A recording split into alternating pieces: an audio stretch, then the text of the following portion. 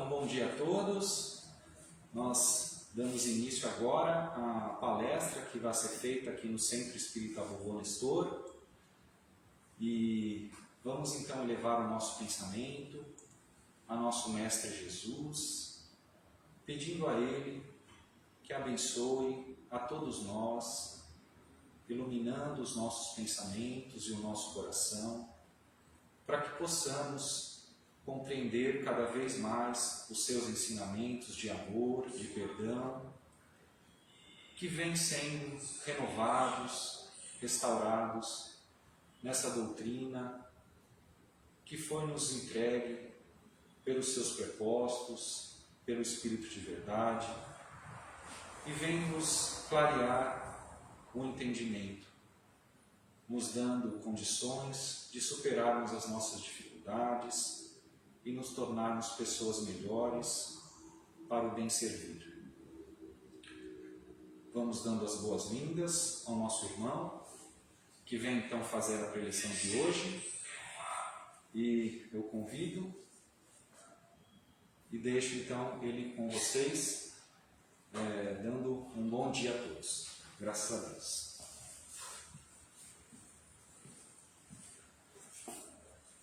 Muito bem. Então, o nosso bom dia a todos, todas, agradecendo a direção dessa casa, Cristina, que nos fez o convite, a todos vocês que estão aqui presentes e aos companheiros que por algum motivo não puderam estar, mas aos irmãos do plano espiritual que também nos ouvem nesse momento, rogamos a Jesus que nos dê sua paz, a fim de podermos servi-lo em paz.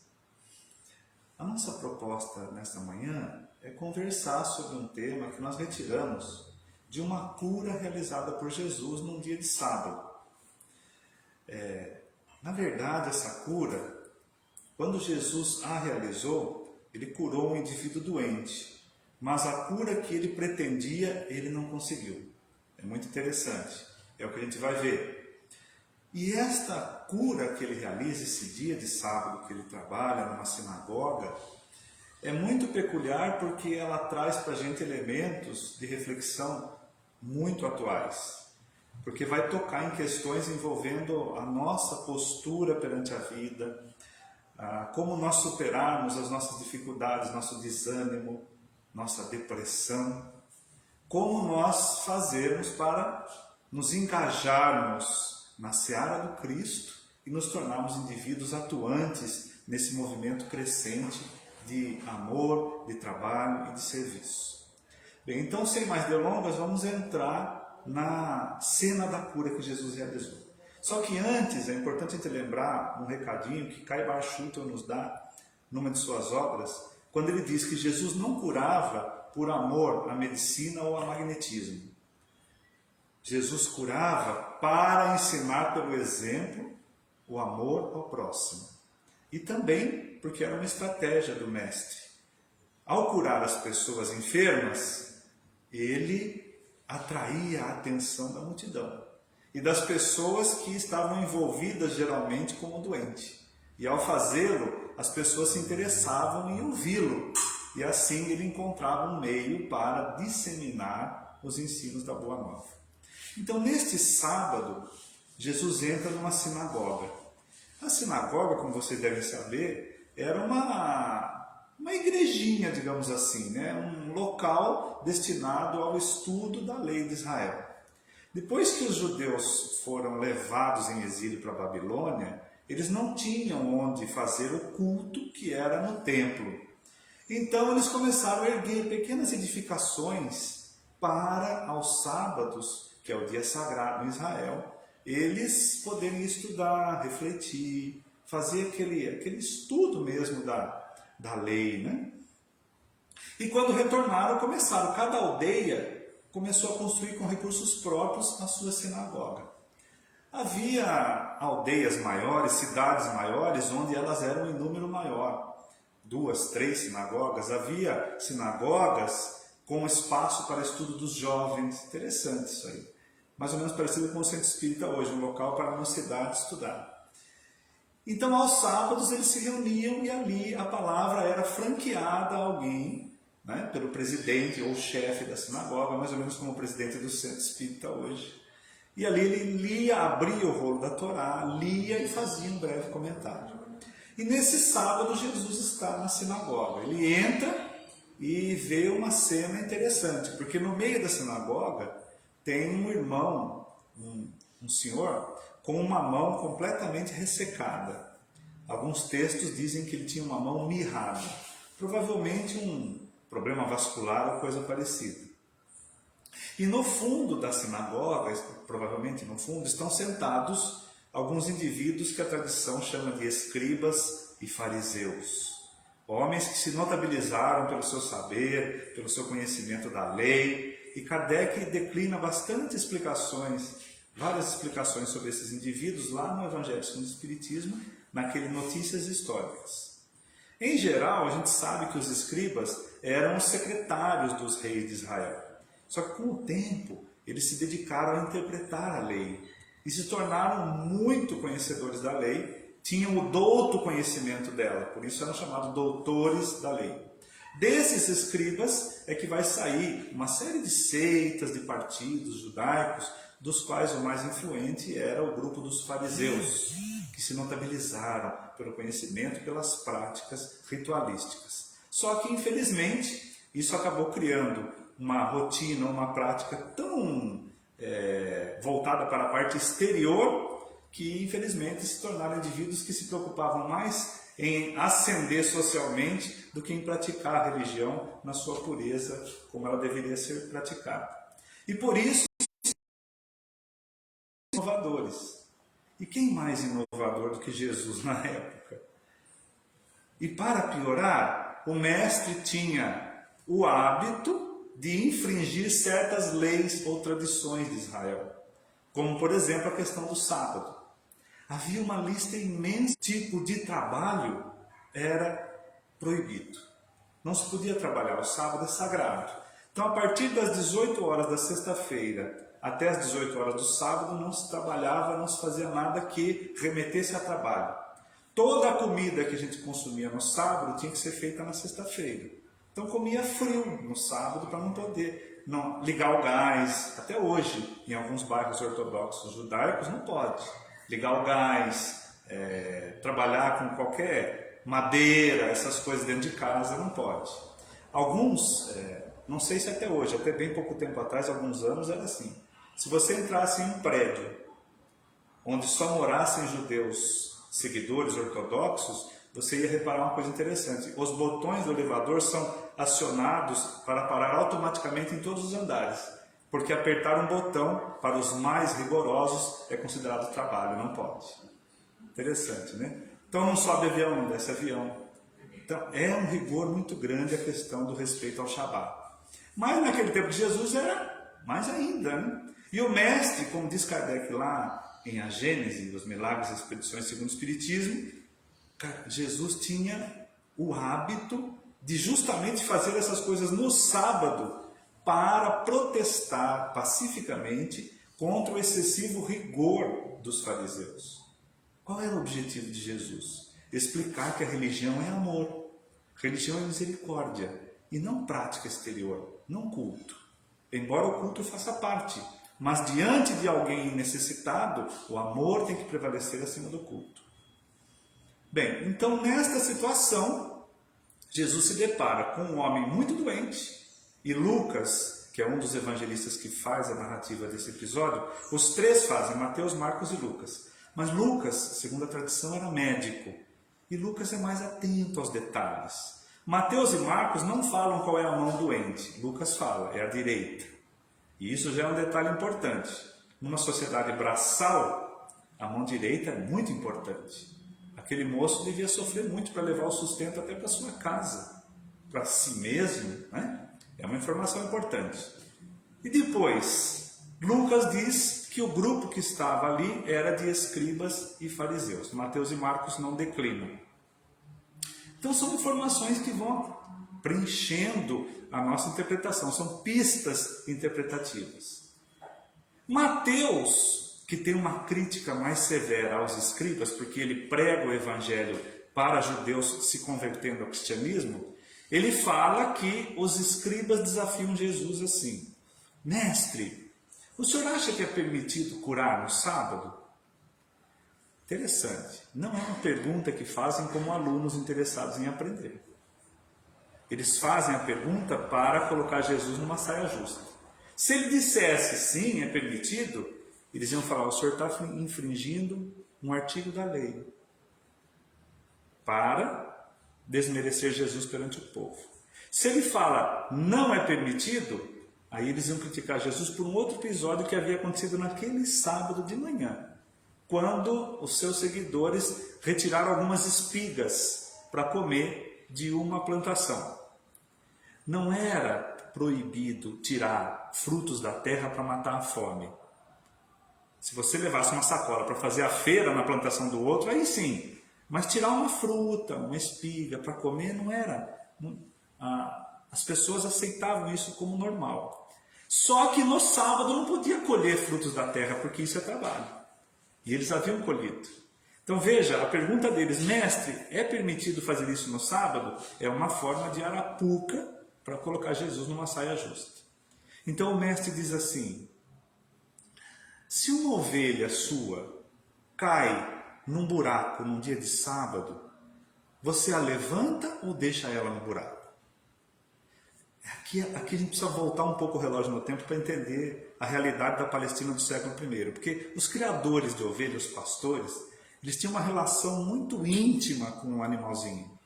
Porque a ovelha, como vocês sabem, ela não tem defesas naturais. Ela não tem chifre, ela não tem dentes, ela não tem uma carapaça. A ovelha é um animal que se assusta fácil com qualquer coisa. Se ela se assustar com alguma coisa, ela para de comer, ela para de beber. Então o pastor tem que pegar água, às vezes, no riacho e levar com a mão até a boca da ovelha para ela beber, porque ela confia no pastor. Eles tinham uma relação quase de pai para filho com o animalzinho. Quando Jesus fala essa questão do cuidado com a ovelha, as pessoas que estavam ali entenderam a situação. Se a sua ovelha, que você ama tanto, que você trata com tanto carinho, cai num buraco num dia de sábado, você vai deixar ela sofrendo lá no buraco ou você vai recolher?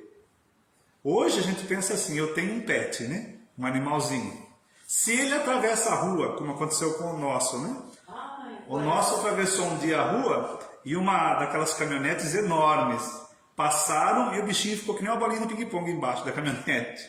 E a caminhonete foi embora. Ficou todo ensanguentadinho no asfalto. Você não vai recolher? Vai deixar ele ali porque é um dia de sábado? Claro que não. Fomos lá, recolhemos, demos o atendimento. Então é essa parábola que Jesus contou, na hora todo mundo entendeu. Não tem jeito, não cabe, né? Primeiro a misericórdia, depois o ritual. Nessa hora, os escribas e fariseus ficaram em silêncio. E Jesus olhou para o moço doente e falou assim: levanta, fique em pé aqui no meio da sinagoga e estende a tua mão. Na hora que ele fez esse movimento de estender a mão, dizem os evangelistas, e os três concordam, que ela ficou curada imediatamente. Tão sadia quanto a esquerda. Imediatamente. Os escribas e fariseus saíram do ambiente e foram lá fora e começaram a combinar o que é que eles iam fazer para tirar a vida de Jesus. Porque eles perceberam que o mestre ia ser uma figura explosiva para o judaísmo e para as práticas que eles adotavam. Aqui, meus amigos, a gente precisa fazer uma pausa para pensar um pouco. Até que ponto a gente tem necessidade, ou tinha necessidade, da vinda do governador espiritual da terra? Até que ponto a humanidade estava carente do Cristo amor? Porque, vamos pensar um pouquinho, era crime curar uma pessoa no sábado, infringir a lei. Mas não era crime organizar um assassinato? Organizar a morte do Cristo? Até onde vai a nossa hipocrisia? Quando a gente coloca a religião acima do amor. Então Jesus veio para nos mostrar isso. E o homem ficou curado, foi embora, não se sabe o nome dele, não se sabe se tornou discípulo de Jesus, isso não importa. O que importa agora é a gente ir para a parte doutrinária e retirar o ensino moral disso aqui. Naquele tempo, a gente não sabia como funcionavam as leis naturais que hoje nós sabemos. A gente interpretou a cura do homem como um milagre. e pronto, né? A gente não sabia como funciona. Nós não sabíamos o que Kardec veio trazer hoje, através dos espíritos superiores, que existem apenas 3 coisas no universo. 3 só. Deus, o Espírito e a matéria. E a matéria, como nós já sabemos, ela é formada por algo chamado fluido cósmico universal. Que na sua pureza original, ou melhor, no seu ponto de partida original, ele tem a pureza total, da qual a gente não faz a menor ideia. E no ponto extremo oposto, ele forma a matéria como nós a conhecemos. Ele sofre uma variação infinita lá do ponto de partida até chegar na matéria bruta. E entre essas variações, ele cria uma coisa chamada por Kardec de fluido espiritual. É desse fluido que a gente empresta uma porção para fazer o nosso corpo físico e o nosso corpo espiritual, que na doutrina chama-se perispírito, não é? Aquele elemento, laço de ligação entre o espírito e o corpo. Aqui que a gente queria chegar. Porque este laço, esse perispírito, formado de fluido espiritual, ele tem propriedades terapêuticas, já que o próprio fluido espiritual as possui, terapêuticas. Então, o que a doutrina está dizendo para mim e para você? Que todos nós carregamos uma farmacinha dentro de nós, ambulante. Que se nós soubermos manipular essa farmácia, esses fluidos, com boa vontade, com amor, com dedicação, nós conseguimos aliviar a dor de outra criatura. Através do passe, através da irradiação à distância, através de uma prece.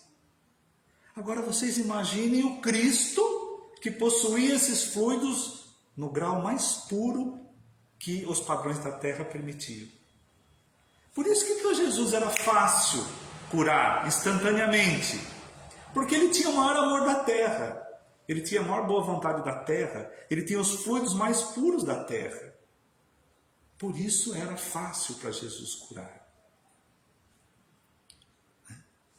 Agora, para nós não interessa tanto esse aspecto científico. O que interessa para nós é entender o que ocorreu com esse moço dali para frente e trazer isso para a nossa realidade. Porque nós somos o moço de mão mirrada, em algum ponto da interpretação. Nós somos um pouco os escribas e fariseus em algum ponto da interpretação. Por que é que esse moço trazia essa mão mirrada, gente? Pela lei de causa e efeito, é bem provável que no passado alguma coisa ruim ele fez com aquela mão, para ela estar mirrada desse jeito. André Luiz, no livro Nos Domínios da Mediunidade, conta a história de um estivador. Quem já leu deve lembrar. Ele chega em casa embriagado porque era um moço forte e tinha o vício do alcoolismo. Ele chega em casa embriagado e o seu pai condena a atitude dele. E ele está bêbado, infelizmente, e agride o rosto do pai, machuca, dá um tapa violento no rosto do pai. E o pai diz assim: esse braço seu vai ficar seco para sempre, um dia. E o moço sai dali de casa, meio cambaleante, de repente tomba próximo de uma linha férrea e um bonde passa em cima do braço. Ele se recuperou do acidente, teve uma vida praticamente normal, mas ficava sempre pensando naquilo que o pai havia falado: seu braço vai ficar seco para sempre. E quando ele desencarnou, chegou no mundo espiritual, ele recuperou o braço, só que ele ficou mirrado, como um galho seco. Provavelmente, quando reencarnou, este braço no perispírito, que é o órgão modelador, deve ter projetado um corpo físico com um braço mirrado, por causa da mente daquele indivíduo. Então é possível que no passado, aquele irmão que comparecia na sinagoga havia feito algo equivocado com aquela mão e agora ela vinha mirrada. Nós não sabemos o que Jesus falou para ele, viu? Caibar Schutter dá uma pista. Ele fala assim: é bem provável que Jesus disse para ele assim: olha, meu irmão, de agora em diante sua mão está curada, viu? Vê se usa a mão para fazer coisas boas, porque no passado você talvez não tenha usado, por isso aconteceu isso. De agora em diante, use a sua mão para fazer o bem, e você vai ver o resultado daqui para frente, vai ser muito melhor e mais rápido do que você imagina. Agora Emmanuel vem com uma interpretação interessante. Ele diz assim, por que a mão do moço volta para o corpo tão vazia quanto antes? Jesus não coloca uma bolsa de dinheiro na mão dele, não coloca fichas de privilégio na mão dele, nada. A mão volta tão vazia quanto antes. O que significa isso? A espiritualidade sempre vai nos dar a força e a energia que nós precisamos, mas nunca vai tirar de nós a bênção do trabalho e do esforço, com o qual a gente tem que adquirir aquilo que é e que vai ser nosso para sempre. Que as traças não roubam, que os ladrões não roubam. Ou as traças não consomem, os ladrões não roubam. O esforço nosso, a espiritualidade nunca vai tirar. Ela vai dar energia, ela vai dar força, mas o trabalho que a gente tem que fazer com a mão, esse é nosso. A gente nunca vai tirar, eles nunca vão tirar. Agora existe um outro detalhe interessante aqui. Nessa mão desse moço, que Emmanuel chama atenção também. A maioria das nossas casas de oração hoje, as pessoas estão de mãos estendidas. Só que não tanto para doar, mas para receber ou para pedir. Agora, é errado pedir? Não é. Porque o próprio Evangelho nos fala, pedi e obtereis, batei e abrir-se-vos-á. Não é errado pedir, não tem problema nenhum. O problema é, segundo Emmanuel, o que é que nós estamos pedindo? Qual é a natureza dos nossos pedidos, segundo Emmanuel? O que a gente tem pedido? Porque tem alguns pedidos meio bizarrinhos, né? Passar em vestibular sem estudar, emprego de alto gabarito sem se preparar, e o pior deles, paz de consciência sem disciplinar as próprias emoções. Como é que a espiritualidade vai atender um pedido desse? Não tem jeito. A própria oração do Pai Nosso, que é conhecida como oração dominical, oração do Senhor, vocês devem saber, surgiu de um pedido meio sem pé nem cabeça. Segundo Humberto de Campos, lá no livro Boa Nova, Simão Pedro é que fez o pedido para Jesus por causa de uma solicitação de sua sogra. Depois que Jesus curou a sogra de Pedro, que estava com uma febre, ela, percebendo os poderes de Jesus, disse para o genro assim, olha, Jesus tem poderes demais, não é? E vocês dois são bastante ligados. Será que você não podia pedir para ele, para Jesus, melhorar um pouco as coisas aqui na nossa casa? Porque a situação anda meio difícil, a parte financeira. E Pedro ficou dividido entre a sogra e o Cristo, né? Ele preferiu enfrentar o Cristo. Porque o Cristo é mais manso, mais dócil, né? Melhor não brigar com a sogra. Então vou enfrentar o Cristo. Então foi até o Cristo e, estando reunido com alguns discípulos ali bem chegadinhos, ele perguntou assim, mestre, eu queria te fazer uma pergunta. Será que Deus ouve todas as nossas orações? E aí Jesus já percebeu, Jesus já sabia tudo, né? Porque ele lia tudo como um livro aberto. Ele dá uma resposta para Pedro que para nós é a maior prova científica da eficácia da prece. Hoje, se a gente pesquisar na internet, você vai achar teses de doutorado de universidades norte-americanas que já provam a eficácia da prece. Lá e aqui também no Brasil tem muita pesquisa boa, demonstrando que o nosso sistema imunológico e cardiovascular sente muito bem os efeitos da prece. Que preces de intercessão feitas por outras pessoas, mesmo que elas não estejam sabendo, melhoram. Que pessoas que oram têm um pós-operatório mais rápido. Tudo isso já está demonstrado.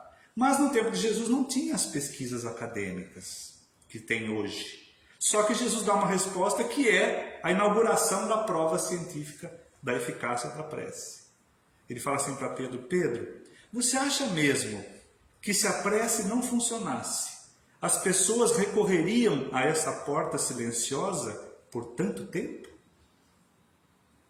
Por que você passa para o seu filho a necessidade de orar, ele passa para o seu neto e vai passando um para o outro? Porque a gente sabe que funciona. Senão a gente não usaria. O ser humano é pragmático, ele gosta de coisa que funciona. Se ele não soubesse que a prece funciona, ele não passaria para frente. Senhor, é verdade mesmo, viu? Mas é que algumas preces que eu tenho feito não têm sido atendidas. E começou a entrar no terreno da sogra. Pedro, e o que é que você tem pedido a Deus, hein?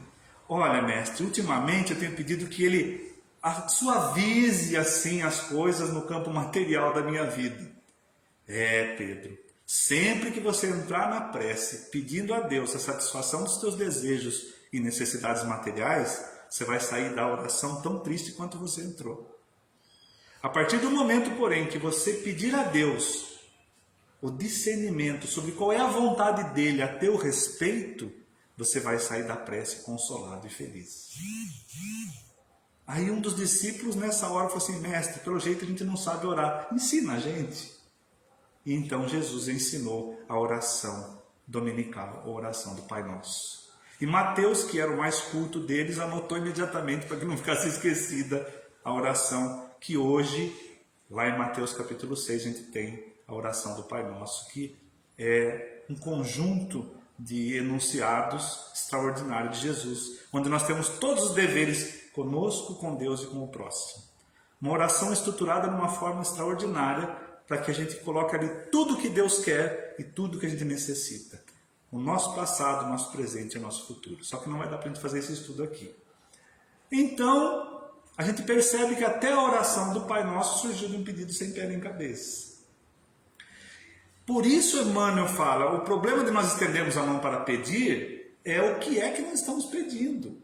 O que é que tem feito na nossa oração? Por que a gente não é atendido?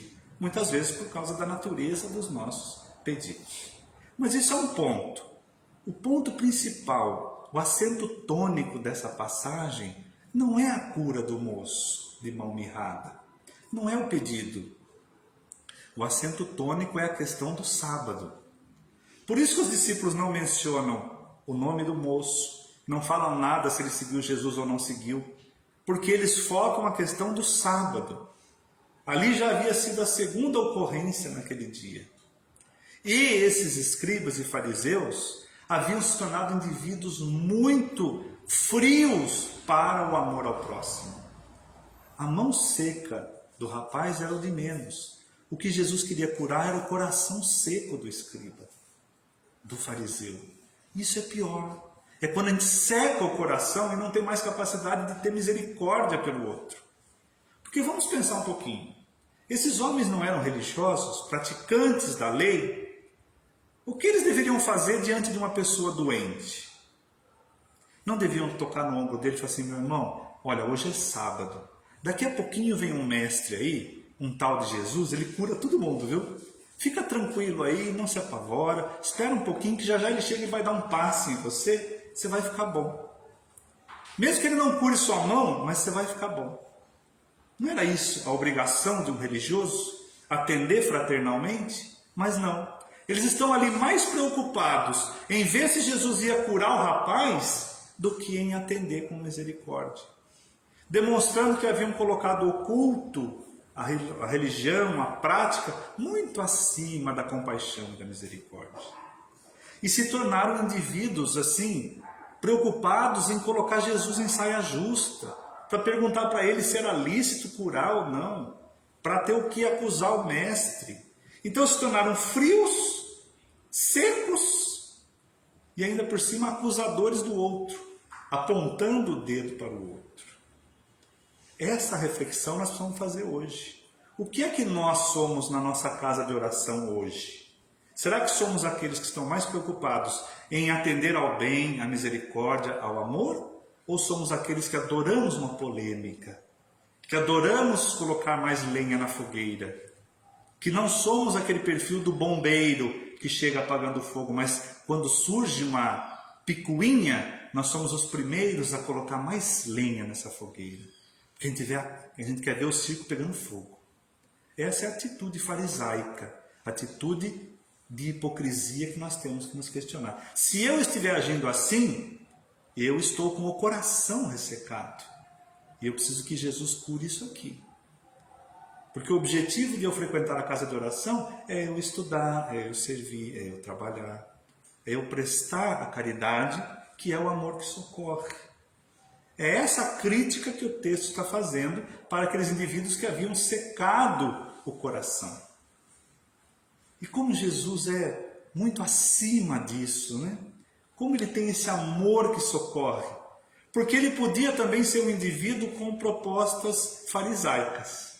Um rabino que diria assim: ó, vamos fazer assim, ó, você está doente hoje é sábado, hoje não pode. Você volta amanhã, domingo, que a gente vê o que dá para fazer. Quem sabe eu curo você no domingo. Mas não, Jesus não posterga. Ele cura naquele momento porque a caridade é o amor que socorre. Quanto tempo fazia que aquele moço estava com a mão seca? Quanto sofrimento, quantos anos? Por que não curar se você já pode curar? Por que não atender se você já pode atender? Então ele cura o rapaz, não se preocupando com a tradição. Não porque Jesus quisesse entrar em briga com os fariseus. Não é nada disso. Ele tinha que amar, ele tinha que atender e tinha que mostrar que o amor está acima do ritual. Agora, o que ele faz ao convidar o moço para levantar, ficar em pé no meio da sinagoga, aqui, pessoal, existe uma proposta psicológica de Jesus, que muitas vezes a gente não pega quando a gente lê o texto rápido. Geralmente a gente costuma ler o Evangelho como quem assiste televisão, a gente passa o olho em cima. E a gente não percebe nuances ou detalhes psicológicos. Quando Jesus fala para o moço, levanta, ele já está criando no enfermo a receptividade. Porque se ele fosse até lá e curasse o rapaz, talvez ele não sentisse que aquilo era algo que realmente fosse funcionar. Quando ele fala levanta e vem para o meio, ele cria no coração do moço, opa, alguma coisa diferente vai acontecer aqui. É quando a gente sai para ir para a câmara de passe, faz esse movimento, né? E já cria aquela confiança, aquela receptividade. Só que isso não é o mais importante. Quando ele fala levanta e fica em pé aqui no meio, ele quer curar quem nessa hora? Não o moço. Ele quer curar o escriba e o fariseu que está lá no fundo.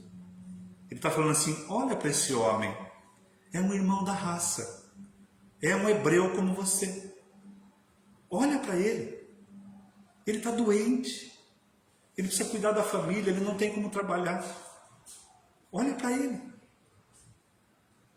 Cura o seu coração seco, ajuda. Vamos ver o que a gente pode fazer para ele? Porque ele está doente, ele está precisando, está necessitado. Ele quer curar o coração seco, só que ele não consegue, como nós já vimos.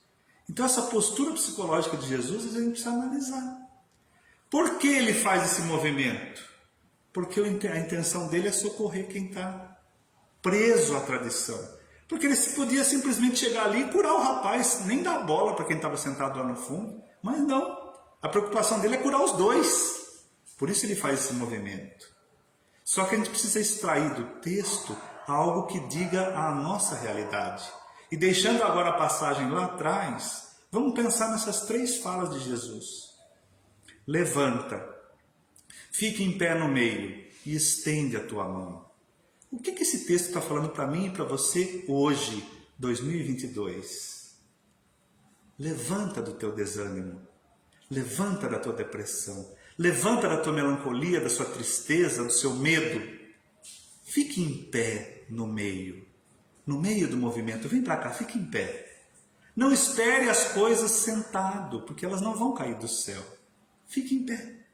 Como um filme muito interessante que assistimos ontem, onde a personagem conta o caso de um rapaz que chegou numa igreja diante da estátua de um santo e falava assim para o santo, querido santo, por favor, por favor, por favor, me faz ganhar na loteria.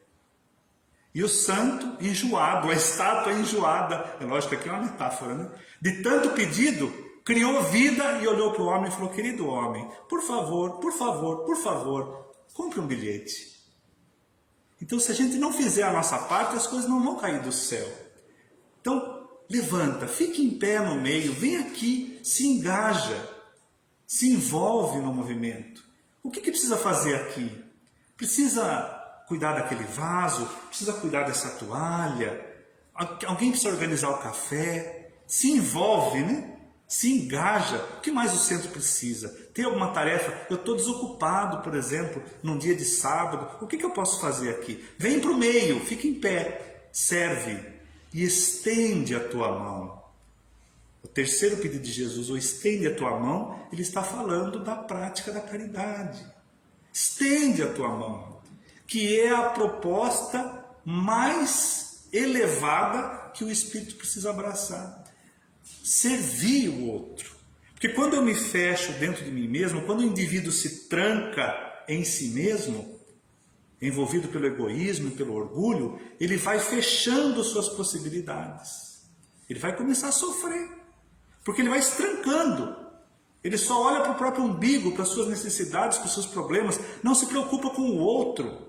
Ele vai trancando, vai fechando as suas possibilidades de crescimento. E como o espírito foi criado para o amor, para amar e para servir, ao fazer esse movimento contrário de abraçar voluntariamente o egoísmo, eu vou me fechando em mim mesmo. O que vai acontecer comigo? Vai dar tristeza, vai dar melancolia, vai dar depressão. Isso aí é uma consequência natural inevitável. E junto com esse processo, eu vou tendo medo de viver, medo de morrer, medo de me relacionar com as pessoas. E como todos nós somos mais ou menos médiums, segundo Kardec diz, a gente ainda não entendeu muito bem essa frase, a maioria de nós.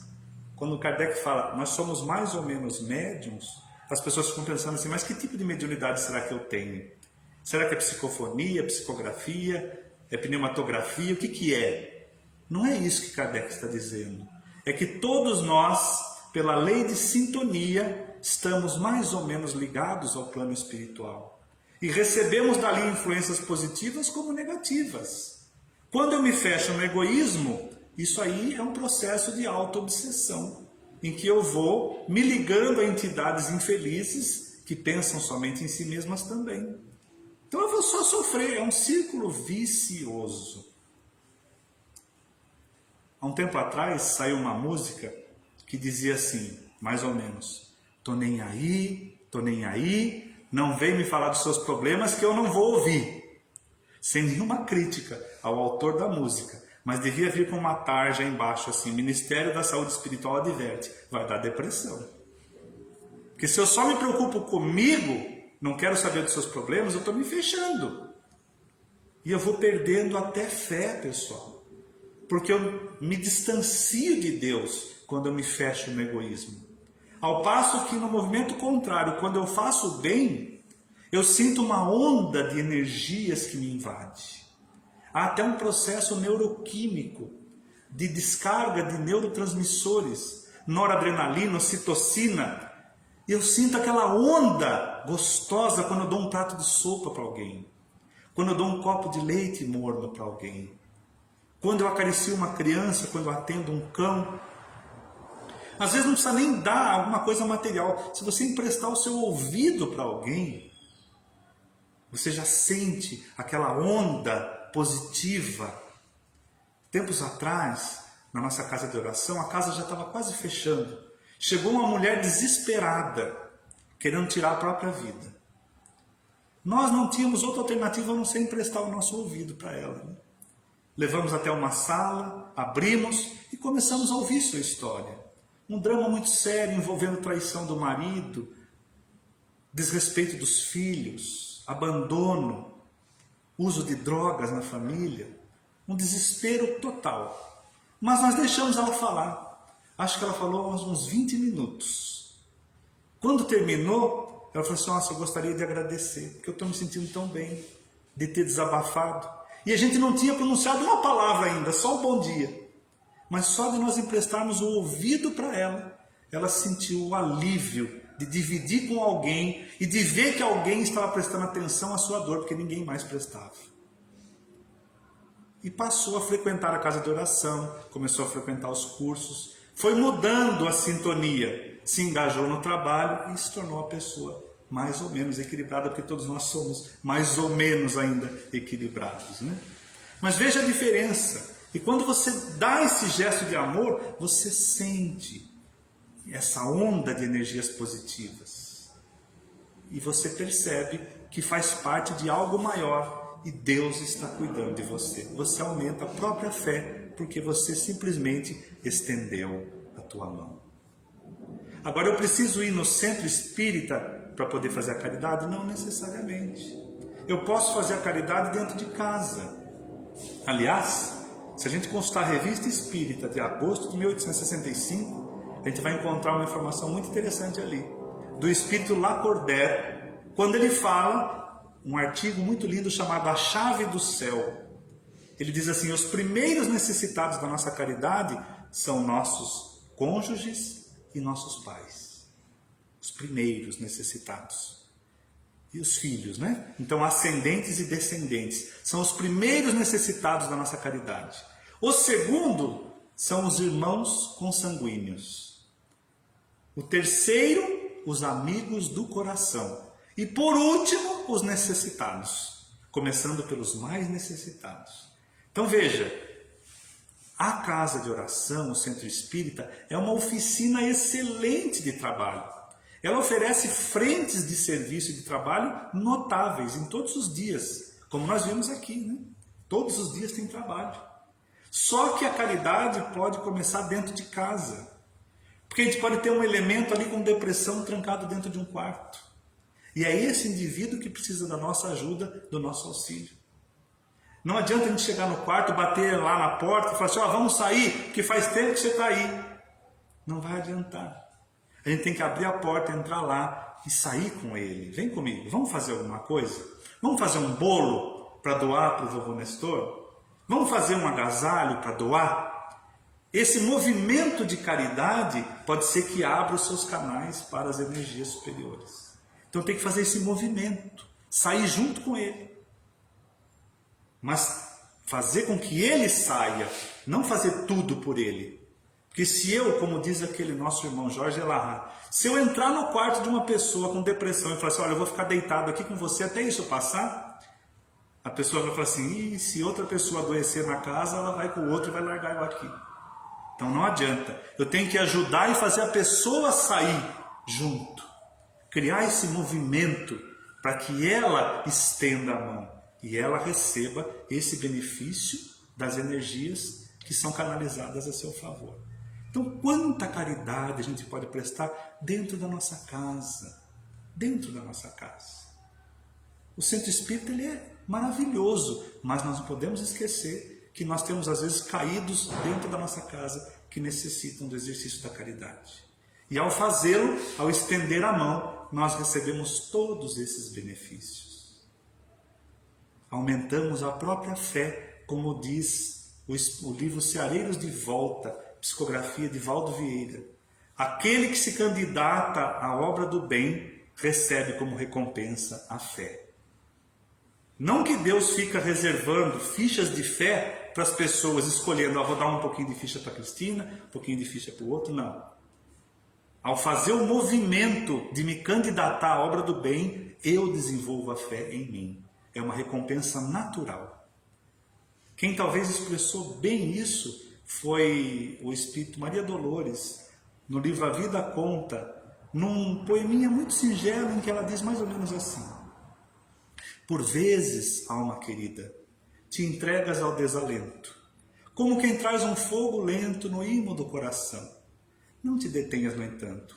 Trabalha, medita e escuta. Não há vitória sem luta nas sendas da elevação.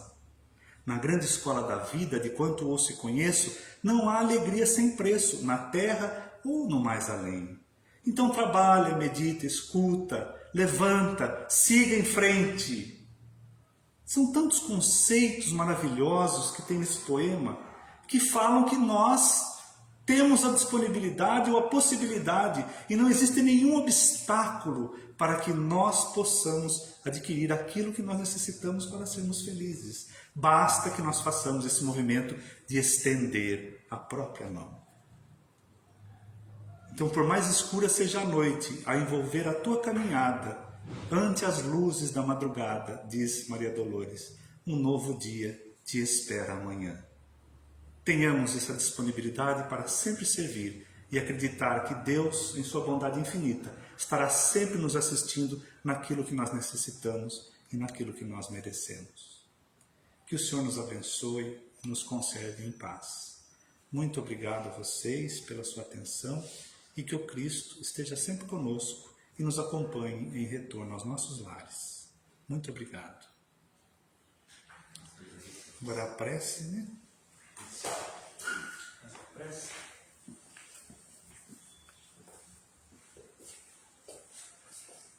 Então nós agradecemos agradecemos ao nosso irmão pela palestra, pelos ensinamentos, e que nós possamos coletar esses conhecimentos para aplicarmos realmente na nossa vida, porque isso irá nos trazer paz, irá nos trazer forças para seguir adiante.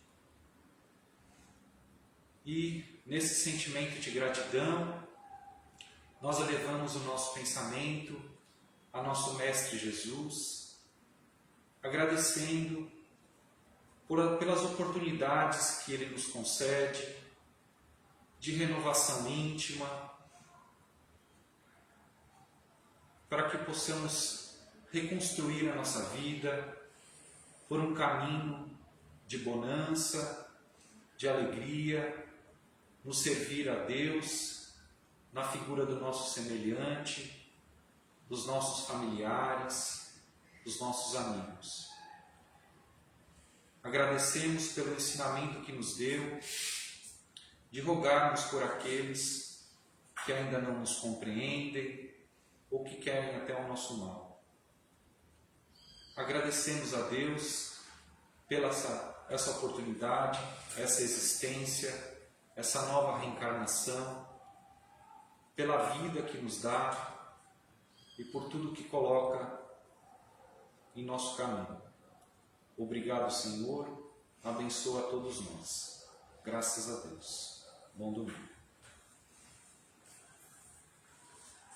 Então nós ficamos por aqui pela live, agradecemos a todos que acompanharam, que tenham uma boa semana e até o próximo domingo.